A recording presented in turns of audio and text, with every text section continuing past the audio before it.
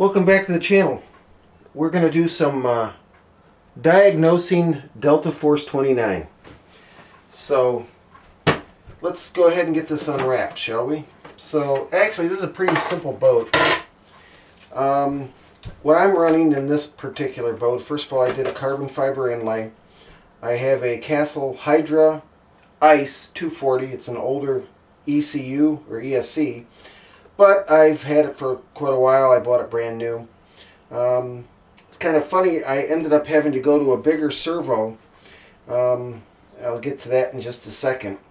But I'm running TFL hardware. This is, I think, a TFL Pursuit rudder. Generic turn fins from Bangor or somebody like that. Right now I'm running a rocket motor. It's a 3050 3670 3050 kV. If you saw in the previous video, I broke the shaft. What happened is where the solid stub shaft was attached to the cable, I normally use Loctite 604, I think it is, and I've never had a problem, but with the power that I'm getting out of this motor, it finally gave up the ghost. So I ended up I pulled the liner out so I didn't have to change the stuffing tube, and I went to a 187 cable, and that should cure all the problems there. I'm getting the best, personal best is 64 miles an hour on 4 cells. That's not too bad for a 36 series motor. What was funny is when I was running this before and I was getting over 50, 55 miles an hour, the standard servo, I was using a JR race servo, and it wouldn't go left. It didn't have enough power to make it go left going at that speed. So I had to change and go to a bigger servo. My servo mount's kind of unique. What I did is I took 2 pieces of 1/8 inch plywood, and I'm using a cheap aluminum servo mount, again from like Bangor, AliExpress. I think they're also on Amazon where I might have got this one, and they're like really cheap, $8, something like that. Anyway, I took blind nuts and I sandwiched them between the 2 pieces of plywood, and then the servo mount, which is aluminum, bolts to that, and then the plywood is actually epoxied to the floor of the boat. That way I just have 2 machine screws, and I pop them out and the servo comes right out. So really easy, really simple, no fuss. I have it so that if you notice, I have my balance marks. I've shared this with some other people, my tool. This is my balance tool. Now the reason it's a music wire is because it's small enough it can get pretty much anywhere. So right here, that's my 30% mark, and obviously you can see it's a little bit tail heavy. But if we add our battery to this,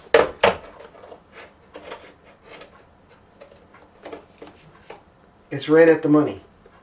So this makes it really easy. I have a smaller version of this. It's the same physical size but a little smaller wire, and I take that with me in my kit when I go to the thing. And every time I put a battery in, I double check the CG.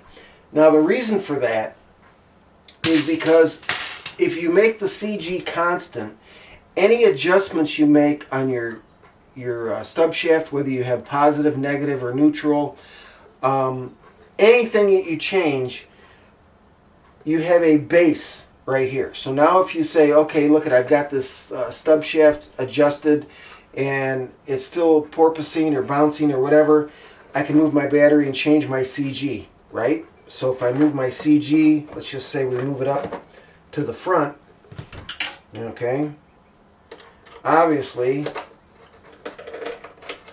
30% is way nose heavy, so we're going to have to go to 32 to 35%. You can see it's not much difference. I'm just barely moving this thing, and we're right about there. So you can see I physically only moved it maybe a 1/2 inch. But sometimes that's all it takes. Now, in my previous video, I was running my Smash Shark and it was bouncing.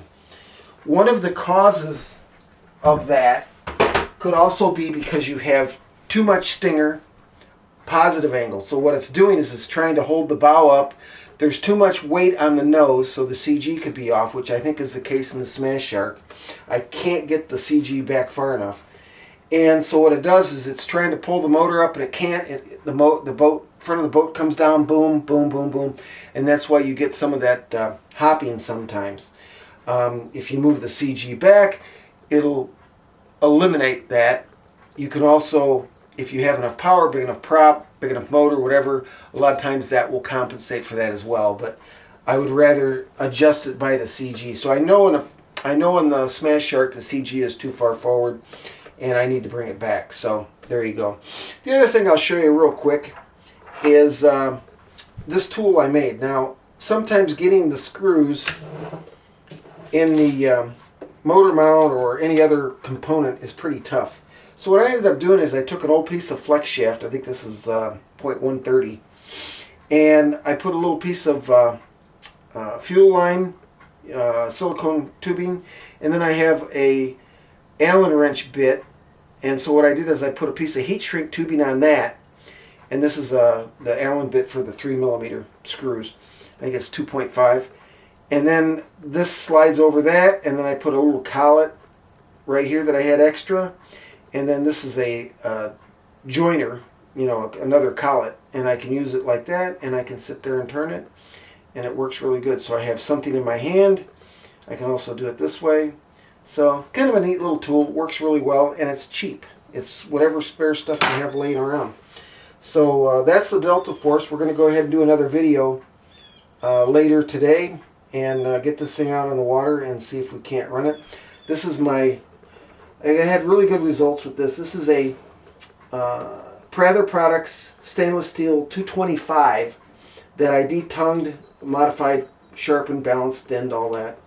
And I've gotten 64 miles an hour with this, with that propeller pretty regularly, so it works pretty good.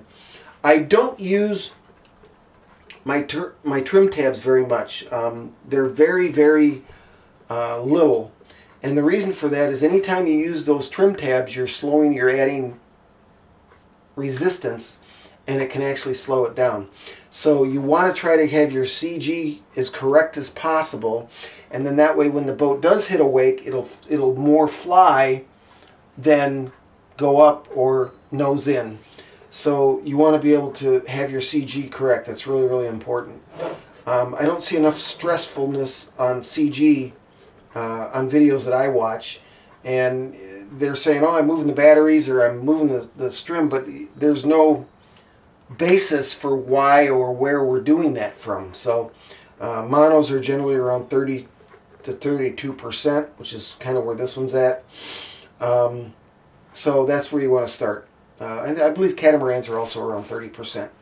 So you want to use these with very little. I do use the right one to try to balance the boat, so when it's in ride and it's up on plane, it'll stay level. So I mainly use that aspect of the trim tabs. But to use the trim tabs to modify how the boat's attitude is riding is kind of defeating the purpose, in my opinion anyway, because it's adding drag to the boat. It's actually slowing it down. But if you get the boat and the hull is trimmed right, then you're fine. So anyway, that's my take. Stay tuned. We'll go ahead and get this thing out on the pond and see what happens. Hopefully it goes good. I've never ran one without a liner, so this is going to be new to me. But we did get it.